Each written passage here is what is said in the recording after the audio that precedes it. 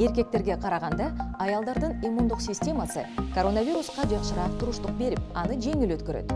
Себеби алардын коргоочу белоктору клеткаларга жеңил өтө алат. Бул аялдардын гормондору эстрогендер менен байланышкан. Мындан улам аялдардагы иммундук жооптун минималдуу деңгээлинде пайда болгон антителолор дагы клеткага тезирээк кирип, вирусту клетка ичинде тез арада жок кылышат. Табигат репродуктивдик курактагы аялдарга күчтүү коргонуу мүмкүнчүлүгүн берген. Белгилүү бир мезгилде алардын ден соолугу эркектердикине караганда коопсузураак, анткени аял кош бойлуу болуп, бала эмизе алат. Майлуу ткандардын бөлүштүрүлүшү да аялдар үчүн коопсуз абалда болот. Эркектердин семирүүсү дээрлик курсакка чыгат. Бул зыяндуу деп саналат. Аялдарда болсо, май ткандары теринин астына бирдей бөлүштүрүлүп, пайдалуураак болот. Себеби ал сезгенүүнү басууга жөндөмдүү.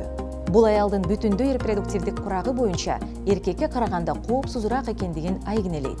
Бирок репродуктивдик курактан кийин аялдар белгилүү бир диетаны сакташы керек. Дарыгерге кайрылып, керек болсо гормондук терапиядан өтүүсү дурус. Бул сунуштар аялдардын коронавирус инфекциясын жеңил өтүүсүн шарттайт.